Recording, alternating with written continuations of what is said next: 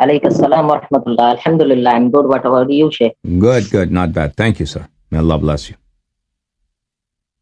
So, today's topic is Islamic revolutions.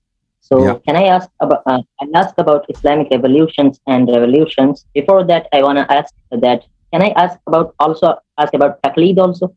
Yeah, sure. Why not? So, before coming to the topic of Taqleed, I would like to ask you that what's the literal meaning of Taqleed? Many of us misunderstand about Taqleed. So, qallada is either qallada is some necklace or a collar of an animal that you put on an animal's neck and pull it. So that's qallada. So taqleed literally would mean that you put a collar on your neck, so somebody pulls you and you follow him. That's what taqleed would mean. To blindly follow somebody. That's taqleed would mean. Yeah, taqleed means to follow someone because he put a collar on your neck. Yeah, that's basically taqleed means to put a collar on your neck. Yeah. Even if you put a sword that has a belt on it on your neck, that's called qallattu sayfan. I put the belt on my neck, on my neck. So if this is my neck, I put the belt of the sword here, so the sword hangs on through from my neck. That's taqleed sayf. Taqleed is to hang a collar around your neck. That's the literal meaning. Now, why it's called taqleed? To follow a mushrik is called taqleed because you follow him blindly. He can pull you any direction he wants, right? Because it's like you have put his obedience and the compliance to his edicts upon yourself, like you would put a collar in your neck so he could pull you. Yeah. So it's a figurative usage in this case. Yeah. So there are we got two riwayat about taqleed. One of them is وَمَنْ كَانَ مِنَ الْفُقَهَاءِ صَائِنًا لِنَفْسِهِ حَافِظًا لِدِينِهِ مُخَالِفًا عَلَى هَوَاهُ مُطِيعًا لِلْمَوْلَى لِلْعَوَامِ أَنْ يَقَلِّدُوهُ. This is the first one. Yeah. Another one is in Tafsir al-I'tiqadat, the Shaykh al-Mufid rahmatullah alayhi, page number 72, that إياكم والتقليد فإنه من قلد في دينه هلك إن الله تبارك وتعالى يقول إن الله تبارك وتعالى يقول the ayah I don't remember it. Okay, this was the verse the hadith. Okay, then Imam then Imam al-Sadiq alayhi salam says the Jews and Christians, they all وَيُحَلُّ لَهُمْ حَرَامًا وَحَرَّمُ لَهُمْ حَلَالًا. Right? Okay. فَقَلَّدُهُمْ فِي فَعَبَدُوهُمْ وَهُمْ لَا يَشْعُرُونَ. This is the hadith. Mm-hmm. So the ayah was اتخذوا أحبارهم رهبانا اتخذوا أحبارهم ورهبانا أربابا من دون الله. But yeah. Okay, so what's the question? Let me answer to you what you quoted. The first hadith, فأما من كان من الفقهاء صاعٍ للنفس حافظا لدينه مخالفا لهواه مطيعا لأمر مولاه فللعوام أن يقلدوه. Taqleed here means to take narration without any reservation, without any skepticism. When a common man takes a narration by trusting the narrator, so that would be called taqleed. In this instance, that's what taqleed is. So why I'm saying that? Because this is part of a long hadith in the kitab of tafsir of Imam Hassan Allahyari alayhi salam. Imam alayhi salatu wasalam, before this usage, uses taqleed 2 or 3 times before this. And all those instances, he's talking about accepting narrations from a narrator. Accepting narrations from a narrator without questioning, without skepticism, and just taking him with trust. So that has been called taqleed here. Qabul al-hadith. Taking narrations in a hadith, not taking a fatwa. So which narrators? Common people. This is not for ulama. Common people accept narrations from which type of narrator? Because many people have said this is a hadith, follow this, right? So which type of a narrator? The common folks who cannot read books, they should take hadith from. Imam alayhi salam said people who have four qualities. Those four qualities, Imam alayhi salam explained in this hadith. Okay, that's taqleed. The second hadith that you narrated, that's about taqleed. Taqleed to follow the fatwa, the edicts of people. But إياكم والتقليد فإنكم من قلد في دينه هلك. A person who carries out taqleed in religion, he is destroyed. That taqleed here is the following the edicts when the people make halal, haram, and you follow them. That's the fatwa, following fatwa. So taqleed in these two hadith have been used in different senses, and that's very common, even in English language or Hindi language or Urdu language. One word could be used in 5 different instances in different senses. So one word could have 5 different meanings in 5 different sentences, and the context establishes for the listener, for the audience, and for the speaker what that word means in that instance. And that doesn't cause any ambiguity. And this is very, very common. For instance, the word see. I see you with my eyes. See. I went to the sea to have an excursion. Both are see, right? See and see. I see you. I went to the sea. I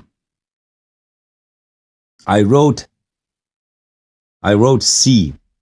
I wrote the letter C. So all these are C, but they mean totally different things. And context establishes what I meant by these. And you can find so many other examples like this. Okay, brother. Okay. You have another question? So we got this hadith. وَمَنْ كَانَ مِنَ الْفُقَهَاءِ صَائِمًا لِنَفْسِهِ. We got this from the book Tafsir al-Imam al-Hassan Allahyari alayhi salam. So Yes. what about the authenticity of that book? Is it truly from Imam al-Askari alayhi salam, or it is a mansoob ilayh? No, it's very credible, yeah. Authentic? Very, yes, sir. Credible, yeah. Okay. So another question is, as per we use the word Sayyid for all of the children of Lady Fatima Zahra, I would like to ask you that Rasulullah sallallahu alayhi wa sallam said, it is in Kanzul Fawaid, قال لي رسول الله صلى الله عليه وآله يا علي أنت أمير المؤمنين وإمام المتقين يا علي أنت سيد الوصيين. This is the riwayah where Rasulullah صلى الله عليه وآله وسلم says Sayyid for Amir al-Mu'mineen alayhi salam. In another hadith, I heard it from you that Rasulullah صلى الله عليه وآله وسلم said أنا سيد العرب وعلي سيد العجم. Okay, I heard another hadith. Anyone asked Imam about the word Sayyid. So Imam says Sayyid means our Mawla, the one who has the guardianship on us. Okay, so is it permissible to use the word Sayyid for a person who is non-ma'soom? May he be from the children of Lady Fatima Zahra Salamullah alayha, or anyone? And similarly, you use the word What's the Ayatullah for question? Wahi. Sayyid what? Is it okay to use word Sayyid for anyone else than Masumin alayhi salam? Yeah, why not? What's wrong with that? Here, Rasulullah sallallahu alayhi wa sallam says that You are I am Sayyid the of, Sayyid of Arab. you are the Lord of all Muslims, but it doesn't mean you cannot use Sayyid for other people. In a hadith, but Sayyid has been used for other people also. There are many instances used Sayyid for a person who owns a slave, his Sayyid. Yeah, there's no prohibition against that. In a hadith, Rasulullah, Ashhadu annaka Abdullahi wa Rasul. You cannot call other people Abdullah now. Imam Jafar al-Sadiq alayhi salam is laqab al-Sadiq. So you cannot call any other person Sadiq now.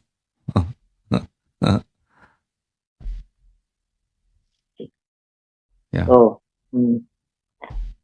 another question is, you say the word Ayatullah or Wahid Yeah. Khurasani, and Yeah, that's so okay. many. وَمِنْ all آيَاتِهِ scholars. اخْتِلَافُ أَلْسِنَتِكُمْ. Allah has many ayat. Ayat, every person is an ayah. This cup is ayah. Everything is an ayah. Okay? That's okay. There's no prohibition. It's not forbidden to call someone else Ayatullah. Sign of God. There are many signs So, of God. Everything is a sign of God. Yeah. yes, even Saturn himself also sign of Allah. Yeah. Everything is a sign of Allah. Yeah. Yeah. Should we call Every Saturn? makhluk is a sign of Allah. Everything that Allah has created signifies and indicates and suggests that it has a creator. Yeah. So should we, if anything, everything is ayat of Allah, then can we say Iblis and Satan, even Umar ibn al-Khattab as Ayatullah? Yeah, you It's cannot fair. say in respect, but yes, everything, because Umar could not exist if Allah had not created him. Shaitan had not existed if Allah had not created him. Is it? Let me show you. Let me tell you one of the hadith. It is Hadith al-Tariq in the book Nahj al-Asrar. Okay. Yeah, that's okay. So, Tariq is one of the narrators of the Umaris, and that book that doesn't have any source. That Khutbat al-Tariq, that is from the book of Mashariq wa Anwar al-Yaqeen, and he is a ghali, and he does not give any reference where he got it from. Okay. Oh. Yeah. Okay. Totally unreliable. Okay, sir. The last question is that you said that Imam alayhi salam prohibited his Shias to take part in any of the revolutionary acts, any of the revolution, any of the fight. Yeah. So I consider it to be inqilab ad-diniyah, the religious revolution. But if anyone fights for his country, suppose we fought in the time of Britishers for independence, and in So today's that's a big era mistake. also, if any. So that's a prohibited. Shias are not allowed to take part in the revolutions. Okay, if British were ruling and you want to replace British with Nehru and Muhammad Ali Jinnah, I think British were better for you guys, for India. That's my opposite. Before the British, India was never a united country. For the first time in its history, the British united all of India, Bengal, and Sri Lanka, and current day Pakistan, and Nepal. All these countries came under one roof, British. Before that, India was just a big region, a subcontinent, never a country. And British were bad for India. Maybe they were bad, but I don't think Nehru was any better either, or Congress was any better. If British had stayed, who knows? It might have been better for you. Yeah. And Pakistan was created, and millions of people died, and partition happened. Is that good? I don't know. Maybe it's better, but I'm not sure.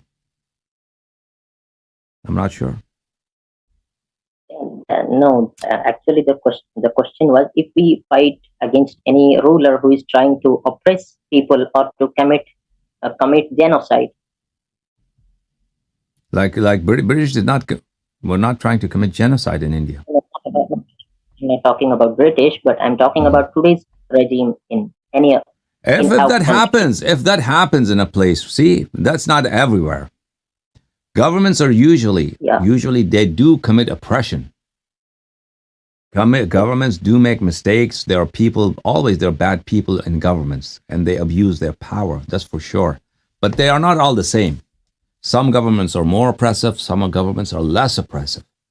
So if you live under a government which is so abusive that it is going to come after you and kill you and without any reason just massacre you, then of course you're permitted to defend yourself, of course. But that doesn't happen if you. Usually, is the case that if you don't bother with them, they don't come after you. If you're just living your life, even if you're in North Korea, right? If you don't agitate against them, they're not going to come after you. They're going to come after you because they're busy doing their work and running the country and having a good time. They don't just come after you because they dislike you. They come after you because they have to. So, but it's possible that the government comes after you just because they hate you, right? At that time, yeah, you can defend yourself. Likewise, the genocide in Parachinar against Shias. Mhm. So many of us Yeah. want to fight with Omaris and make Mhm. our personal team. Yeah. I'm not from If their someone country, wants to but go there, I'm- absolutely. That's not an uprising against the government. See, that's a place. Shias are surrounded by Takfiri groups, Takfiri militias. So if you want to go there, help the Shias there, absolutely. Be my guest. That's a good thing to do. Absolutely, I'm with you. Okay. That's not a revolt Okay, against so- the government. Yeah. That's not. Nobody's taking arms in Parachinar against the Pakistani government, Pakistani army. As a matter of fact, Shias love in Parachinar the Pakistani government to come in Parachinar and provide protection, right? So, of course, the wars in Parachinar, the clashes in Parachinar are not with the government. Yeah. Okay, brother. Any other question? Okay. Yes, my request, not a question, just a request, inshallah. Yeah. Yeah. Requesting you to make a short video about Parachinar genocide in Arabic, Farsi, and English, so the world may know what's happening with the Shias in Parachinar, because Iranian Maybe government is I'm waiting for silent. Sistani. I'm waiting for Sistani to make a video in Arabic. Okay, assalamu alaikum. Ya Alaykum salam. He issued every time something happens in Palestine, Sistani issues many statements about Palestine. I'm waiting for him to issue a verdict about Parachinar, inshallah.